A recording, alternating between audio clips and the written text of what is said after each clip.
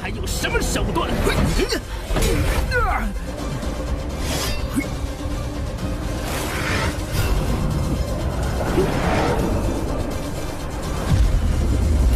Yuk guys, kita lanjutin film kemarin yang ceritanya sempat terputus saat Chen Feng dan kawan-kawan baru saja memasuki gerbang sekte dalam. Namun tidak ada sambutan hangat untuk mereka. Dan buat kalian yang ketinggalan, langsung aja cek ke playlist atau deskripsi ya. Cukup daripada kebanyakan basa-basi. Yuk guys, langsung saja kita masuk ke cerita filmnya.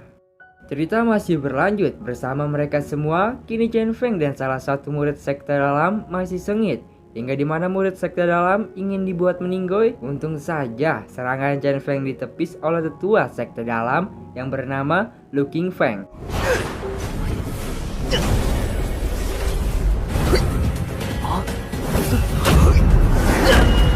Dia menyuruh untuk menyudahi permasalahan ini dan segera untuk ikut bersamanya bagi orang-orang pendatang baru di sekte dalam. Mereka semua yang berada di aula luar halaman untuk mengikuti ujian awal perjalanannya, melihat masing-masing spirit martial yang mereka punya. Ujiannya terpisah menjadi dua, yang dimana gerbang langit berada tetap di cermin gerbang langit, sedangkan gerbang ilahi pun sama.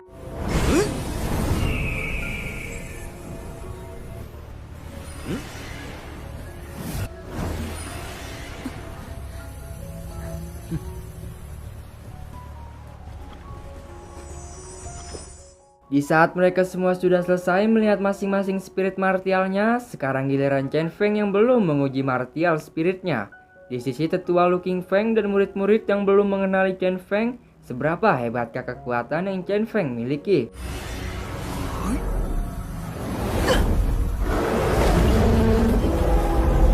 Tetua Lu Qingfeng yang menyadari kalau kekuatan ini bocah di atas rata-rata.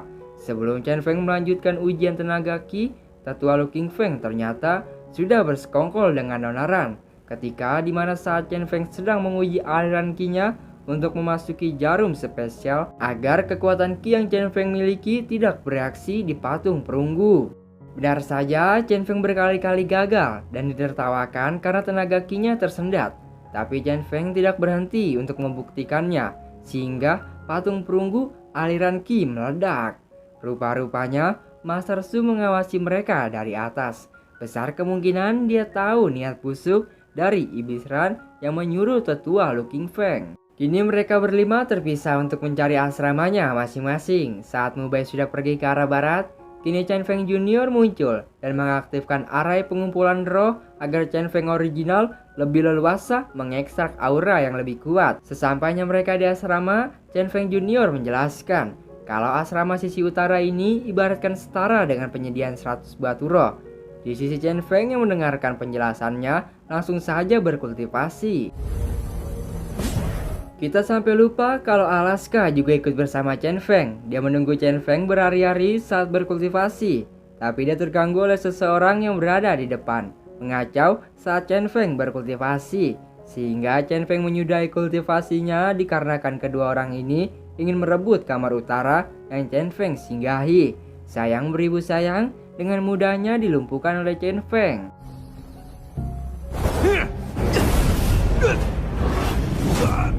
Secara bersamaan, Mubai datang dan langsung disuruh Chen Feng untuk membereskan mereka berdua. Singkatnya, Chen Feng sudah selesai berkultivasi.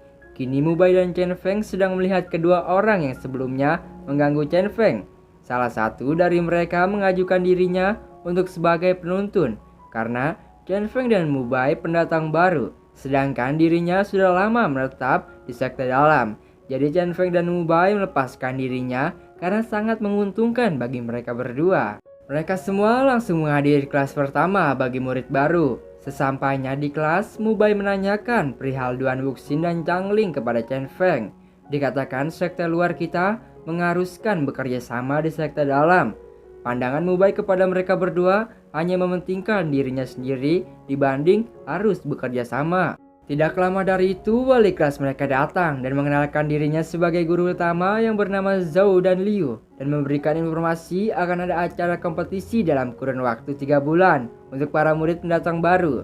Tapi di sela pembicaraan Zhou dan Liu, ada murid yang konyol meremehkan Zhou dan Liu sebagai gurunya sendiri, sehingga Zhou dan Liu hanya menggertak sedikit, bikin semua tercengang bagaikan tidak percaya kalau guru Zhou dan Liu kekuatannya lebih di atas Nonaran. Di sisi Zhou dan Liu dia mengumumkan bahwa 5 murid teratas saat ini yang nanti untuk mengikuti kompetisi ke sekte dalam tanpa harus mengikuti ujian terlebih dahulu terdiri dari Jing Tian, Shen Yanbing, Han Zi, Sun Hua, dan terakhir Chen Feng. Tapi murid yang tadi ngeremen Zhou dan Liu marah karena seharusnya nama terakhir adalah dirinya. Kenapa harus Chen Feng yang dipilih? Dengan tengil kembali lagi mengatakan Zhou dan Liu dengan kasar, sehingga Zhou dan Liu menamparnya pakai damage kekuatannya dan melantangkan suara, dikatakan sebelum tetua sekte dalam meresmikan kalian menjadi murid sekte dalam, kalian semua yang ada di sini adalah tanggung jawabku. Jelas si bocah tengil ini terdiam takut saat Zhou dan Liu buka suara. Tapi dia menantang Chen Feng untuk bertarung merebutkan posisi kelima agar adil. Di sisi Zhou dan Liu menyerahkan semua ini gimana enaknya Chen Feng saja untuk menerima tantangannya. Jelas Chen Feng menerimanya. Tapi Zhou dan Liu menegaskan tidak boleh ada yang menggunakan martial spirit dan pertarungan pun dimulai. 在我手底下走过一招，算你赢。你们2个都不能动用武魂。一招，我怕你连半招都接不住。是拳，鬼炼魂魄，很难抵挡这种攻击。是黄金4品武技鬼尸拳。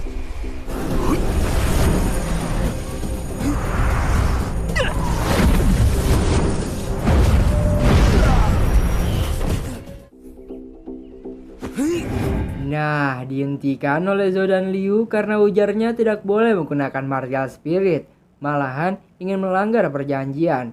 Dan Chen Feng mendekati mereka sembari menegaskan cukup 1 tembakan dia akan muntah darah.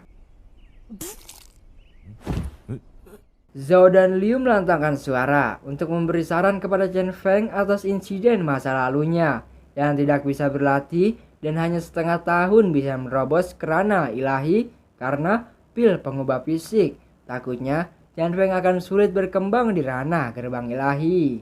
Di sisi Jing Tian mencemoohkan Chen Feng karena bakatnya yang ternyata hanya seorang gerbang ilahi sampah yang terpaksa. Namun di hati Chen Feng dia menepis bahwa ada rahasia terbesar yang mereka tidak mengetahui itu semua. Karena Chen Feng menutupi kebenarannya, jika di mana banyak orang yang mengetahui maka akan membawa malapetaka baginya. Kini Chen Feng menuju ke paviliun bela diri. Di sepanjang perjalanannya, dia digibahkan oleh para murid seperti emak-emak kurang kerjaan yang sukanya ngurusin hidup orang. Saat Chen Feng sedang mencari-cari buku, dirinya dihampiri oleh seseorang badan besar dan menantangnya untuk berantem. Namun sayang dengan mudahnya, Chen Feng melumpuhkan dan menghapus kultivasi seseorang berbadan besar tersebut.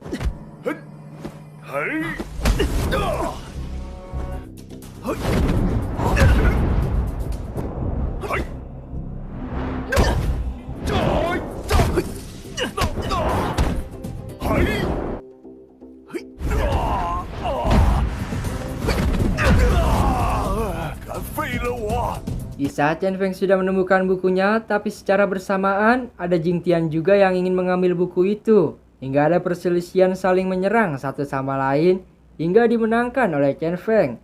Tapi di sisi Jing Tian menepis kalau aliran Qi di pavilion semuanya dikunci, jadi tidak bisa menggunakan martial spirit. Lalu mengancam Chen Feng jika kompetisi sudah dimulai, dia akan membunuh Chen Feng. Kini Chen Feng yang belum mandi-mandi, dia ingin membersihkan badannya di derasnya terjun sungai yang begitu indah. Tapi di sisi lain ternyata ada gadis desa cantik yang juga lagi bersemayam. Tubuh yang indah, muka glowing-glowing. Di sisi Chen Feng, jelas dia terkejut dan memutuskan untuk pergi karena takut dibilang tukang pengintip. Namun, Alaska tidak sengaja menginjak ranting pohon yang bertaburan. Sehingga wanita ini menyadari kalau ada seseorang dan langsung menyerang Chen Feng. Dia bernama Lu Yusuan. Tapi di sisi Chen Feng yang terus-terusan disalahin padahal sudah dijelaskan kalau dia tidak sengaja dan baru melihat pundak Lu Yusuan saja. Tapi Lu Yusuan tetap menyerang sehingga Chen Feng lebih baik meninggalkannya. 不是吧？你才刚脱下衣服。你还说天贼受死，去死去死！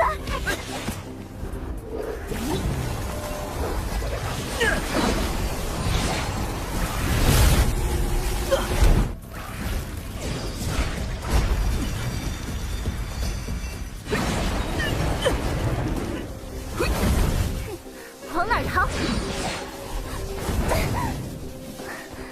记住，今日杀你之人。 Singkat cerita, Chen Feng pergi ke penempaan pedang Pavilion Duantian atas arahan dari Master Su.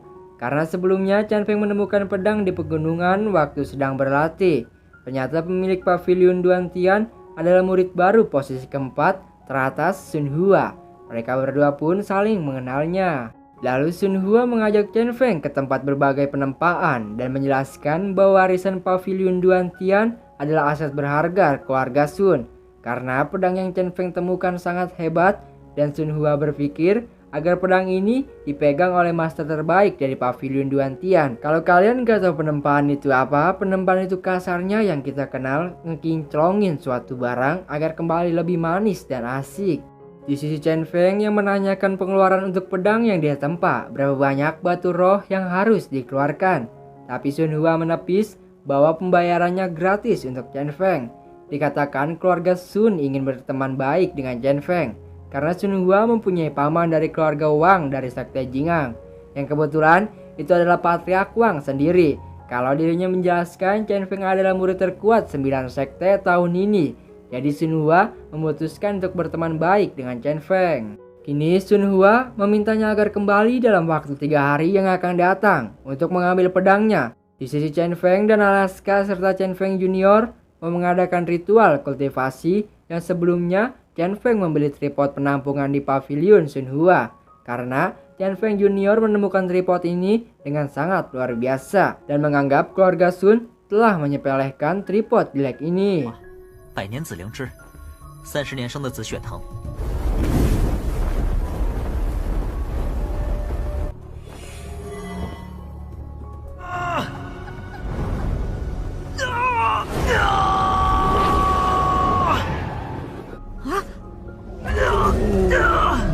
Chen Feng sudah berhasil menyerap semua esensi kejiwaan dari barang-barang langka dari kompetisi maupun pemberian para master. Dan kini dia berhasil membangkitkan Black Iron Body. Dan di sisi Chen Feng Junior mengatakan kalau kita sudah 3 hari melaksanakan ritual ini, saatnya mengambil pedang di Sun Hua. Kini Chen Feng sudah sampai dan bertemu Sun Hua. Lalu master penempaan yang bernama Tuan Ji memberikan pedangnya. Dikatakan pedang ini sangat membanggakan yang dia tempa tahun ini. Lalu Sun Hua meminta tolong kepada Chen Feng untuk ikut ke kota Changhe karena keluarga Sun ingin mengirim karvan. Takut sewaktu-waktu di perjalanan hal yang tidak diinginkan terjadi. Di sisi Chen Feng dia menyetujuinya. Keesokan harinya Chen Feng dan Sun Hua bergegas untuk pergi ke kota Changhe. Perjalanan mereka didampingi oleh tetua luar dari keluarga Su yang bernama Marulong. Biar kata umurnya lanjut usia, namun preman di kota Changhe namanya cukup harum. Di sisi Sun Hua menjelaskan kalau tetua Marulong adalah orang kesatria pedang menggunakan dan berlatih secara ekstrim dalam puluhan tahun. Namun di sisi luar hal yang tidak diinginkan pun terjadi. Adanya bandit pengurus Su yang memberhentikan mereka semua. Ternyata ada 2 seseorang yang merupakan adik dan kakak, kita sebut singkatnya Heibai Brother. Mereka datang tidak lain ingin mengganggu perjalanan keluarga Su ke kota Changhe karena persaingan bisnis antara keluarga, sehingga tetua Marulong dan Chen Feng melawan mereka berdua. 钻了空子。孙家这次为了不引人注意，只带了你一个高手。Di sisi Chen Feng dengan kekuatan-kekuatan baru yang dia miliki, bikin musuhnya kewalahan menghadapi serangan Chen Feng. Sehingga di mana salah satu Hai Bai Brother dibuat lumpuh oleh Chen Feng.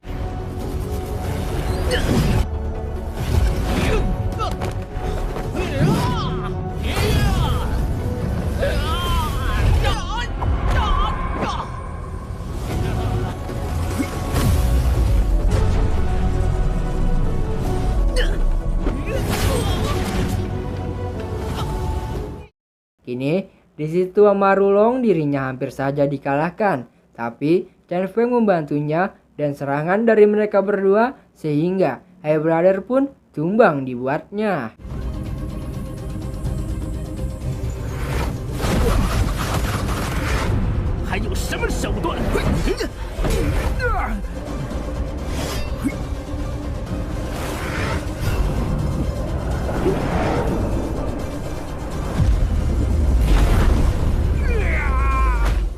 Kali ini mereka semua sudah aman dalam perjalanan menuju ke kota Sanghe.